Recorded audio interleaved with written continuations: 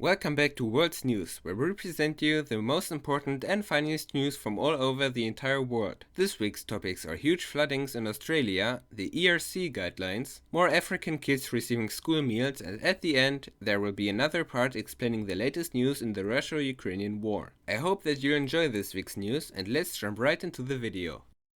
Huge floodings in Australia. There aren't many news apart from the Russian invasion that become as popular as news regarding that conflict. But there are still other big things happening, and we want to cover the entire world as much as we can. This news is from Australia, and it's quite big as well.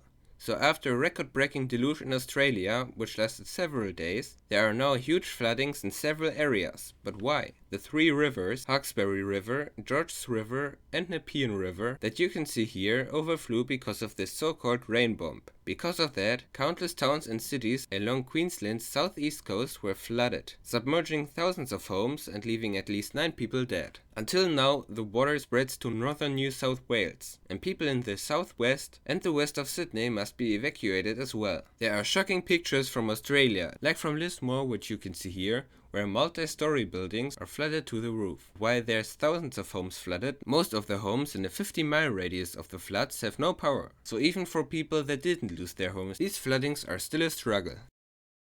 The ERC Guidelines. Most of you probably have never heard this term, but that's no problem at all. ERC Guidelines is short for European Resuscitation Council Guidelines. They provide specific instructions for how resuscitation should be practiced and take into account ease of teaching and learning, as well as the science. They were developed by Europeans and have been specifically written with European practice in mind. If that was a bit unclear, these guidelines simply explain how to do proper CPR or cardiopulmonary resuscitation, which is what CPR stands for. These guidelines get usually changed every 5 years, and of course, these changes aren't just for fun. But as I mentioned before, they take the current medical research progress into account, so the CPR, which saves lives, does this as good as it possibly can. And this news isn't that new, but it's still very important, which is why I feel the need to talk about this. Because in times of COVID, regular CPR with mouth-to-mouth resuscitation are a big no, right? Well, it definitely would be for me, but you can still save a person's life by only performing chest compressions. Now you might think, how is that even possible? They won't get any new oxygen. And you're right, but since the heart isn't beating and therefore there's no blood flow, the oxygen in the lungs isn't used. Only the oxygen in the blood is consumed, so by performing chest compressions, you should, if done properly, manage to sustain blood flow, which will use the rest of the oxygen in the lungs, which then can extend that person's lifespan for up to a few minutes, so an ambulance with proper equipment has enough time to get to you. And to be honest, if the ambulance takes too long, just risk getting COVID. I mean, imagine telling your family about your day like, yeah, I tried to save someone's life, but the ambulance took too long and I didn't want to perform mouth-to-mouth resuscitation, so he died, but at least I didn't get COVID. But seriously, few COVID cases are bad enough to make up for a dead human being, and knowing how to do proper CPR is a must in today's society. Some schools even teach it, because, as said, it can and probably will save lives. So be sure to know how to do it or learn it if possible. For that, go to this website, which you can find in the description as well. That's the website of the European Resuscitation Council, where you can download PDFs and posters as well as key messages that are explaining and teaching these guidelines, for free by the way.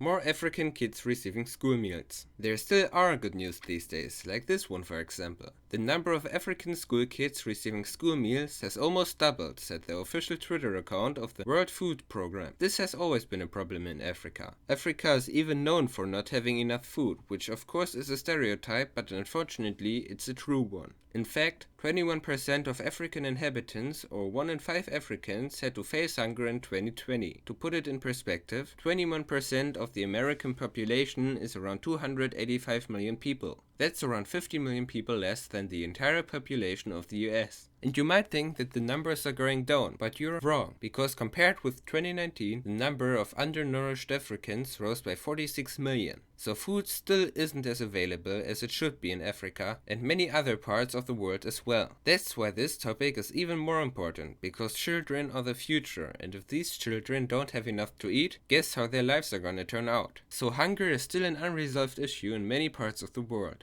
And unfortunately, we aren't even close to solving it. But everyone can make a step into the right direction by donating money to charities that specialize on ending hunger in Africa and other countries with similar problems. But in the end, I can't change how you think. You have to, and you have to take actions as well.